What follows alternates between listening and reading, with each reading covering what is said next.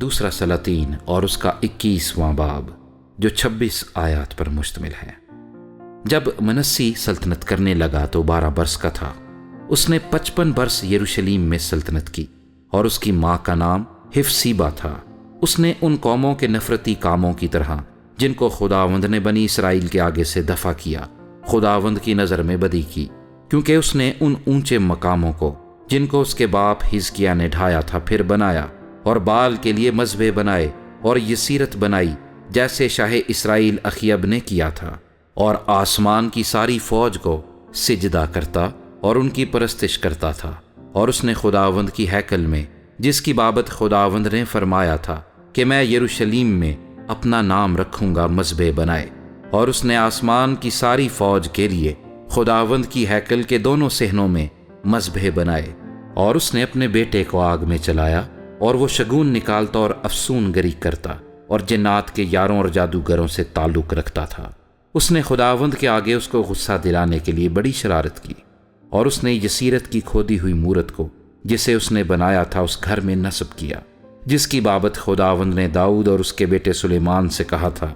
کہ اسی گھر میں اور یروشلیم میں، جسے میں نے بنی اسرائیل کے سب قبیلوں میں سے چن لیا ہے، میں اپنا نام ابد تک رکھوں گا، اور میں ایسا نہ کروں گا کہ بنی اسرائیل کے پاؤں اس ملک سے باہر آوارہ پھریں جسے میں نے ان کے باپ دادا کو دیا، بشرطے کہ وہ ان سب احکام کے مطابق اور اس شریعت کے مطابق جس کا حکم میرے بندہ موسیٰ نے ان کو دیا عمل کرنے کی احتیاط رکھیں۔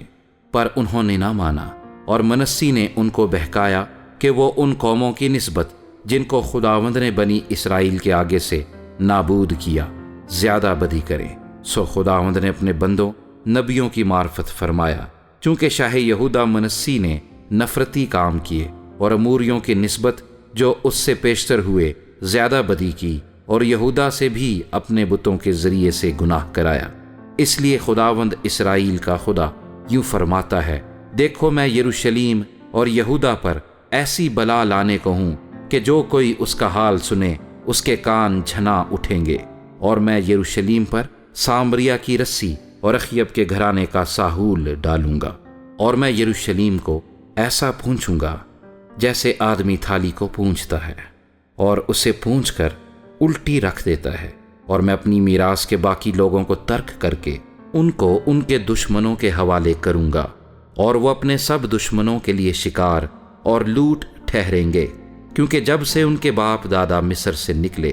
اس دن سے آج تک وہ میرے آگے بدی کرتے اور مجھے غصہ دلاتے رہے۔ علاوہ اس کے منسی نے اس گناہ کے سوا کہ اس نے یہودا کو گمراہ کر کے خداوند کی نظر میں بدی کرائی، بے گناہوں کا خون بھی اس قدر کیا کہ یروشلیم اس سرے سے اس سرے تک بھر گیا۔ اور منسی کے باقی کام اور سب کچھ جو اس نے کیا، اور وہ گناہ جو اس سے سرزد ہوا، سو کیا وہ بنی یہودا کے بادشاہوں کی تواریخ کی کتاب میں قلم بند نہیں؟ اور منسی اپنے باپ دادا کے ساتھ سو گیا، اور اپنے گھر کے باغ میں جو عزا کا باغ ہے دفن ہوا، اور اس کا بیٹا امون اس کی جگہ بادشاہ ہوا۔ اور امون جب سلطنت کرنے لگا تو 22 برس کا تھا۔ اس نے یروشلیم میں 2 برس سلطنت کی۔ اس کی ماں کا نام مسلمت تھا، جو حروس لتیبہی کی بیٹی تھی، اور اس نے خداوند کی نظر میں بدی کی جیسے اس کے باپ منسی نے کی تھی، اور وہ اپنے باپ کی سب راہوں پر چلا،